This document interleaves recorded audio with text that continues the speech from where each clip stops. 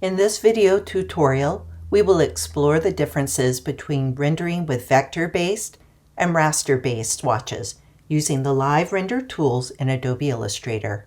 In a previous video, we rendered chair number 1 using a stock Adobe Illustrator swatch sample, and you were introduced to the live render tools, live selection, and live paint bucket.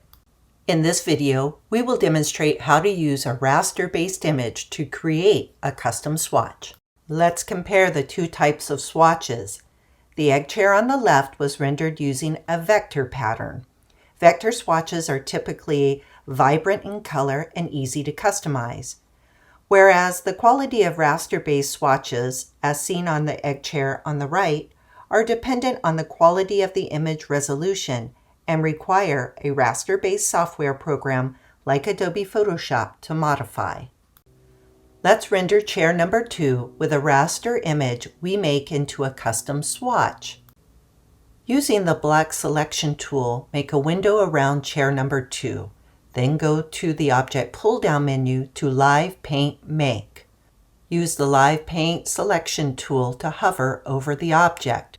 Remember, the red outline is part of the interactive live render process and not part of the actual rendering. Now we will create a custom swatch from a raster image. Go to the File pull-down menu to Place. Browse to find the downloaded image.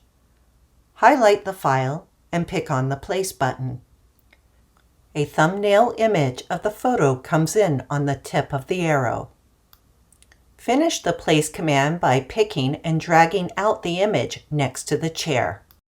You can eye the scale by placing the pattern directly on or adjacent to the chair.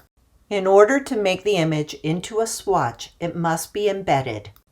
In order to determine if the swatch is embedded, hover the mouse over the thumbnail image. If you see a red X, the file is linked to the working drawing but not embedded. In this case, select the file and go to the Control panel located at the top of your screen and pick on the Embed button. If you don't see a red X when you pick on the image, the only option on the Control panel will be to unembed it. Now make the embedded image into a swatch. To do this, drag the image into the Swatches panel. Using the Live Selection tool, pick on the inside of the chair, and then pick on the new swatch. To deselect, pick in any open area on the artboard.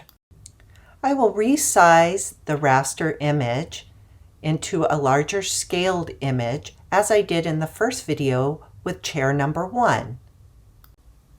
I will drag this new scaled sample of the image into the swatch box, and using the Live Paint Selector tool, I will select the outside contour of the chair and pick the larger new scaled swatch from the Swatches panel. I will repeat this basic order of operations for the chair cushion as well.